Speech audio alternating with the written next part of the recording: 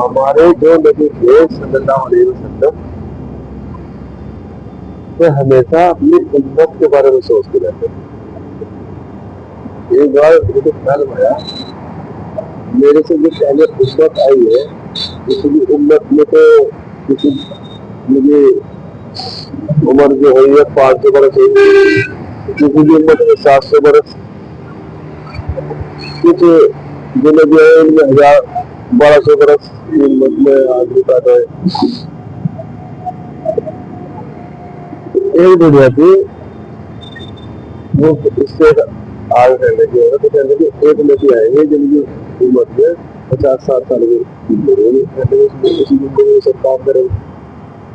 ہاں میں اسی زندگی میں 50-60 سال کی زندگی میں وہ گھر بھی بنائیں گے, بچے شادیاں بھی کریں گے, سارے کام ہوں گے.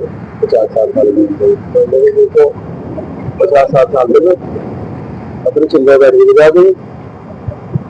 تو ان کی عمر زیادہ آ گئی تھی.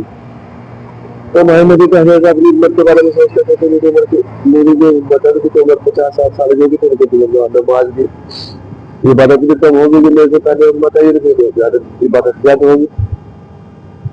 اسی بات کو لے کر اللہ کے معراج پہ ہمارے نبی گئے. نبی نے کہا اللہ تعالیٰ میرے سے پہلے جو امت آئی نبی آئے ان کی امت میں کسی کی عمر 500 سال, کسی کی امت میں 700 سال, کسی کو 1200 سال کے ان کی نماز ان کی عبادت زیادہ ہوگی, میری امت سے زیادہ ہوگی. تو اللہ تعالیٰ نے نبی کے ساتھ میرے پیارے لاڈلے صلی اللہ علیہ وسلم سے کہا میں تیری امت کو ایسے سے ذاتیں دے رہا ہوں سب کے ترجیحات جس میں کئی سال کا عبادت کرنے کا ثواب. اور سے کہا کہ محبا بابا آدم علیہ السلام 100 سال تک الگ رہے, انہوں نے عبادت کری. 100 سال عبادت کرنے کے بعد ان کو پھل ملا تھا, وہی میں پھل پورے امت کو دے رہا ہوں. جو بھی امت میں فجر کی نماز پڑھے گا اس کو میں 100 سال عبادت کرنے کا ثواب دوں گا.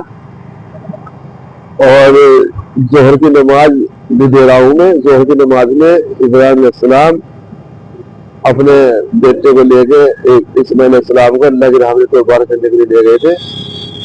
اور اللہ تعالیٰ نے کہا کہ جیسے ابراہیم علیہ السلام اپنے بیٹے کو اسماعیل کو لے گئے,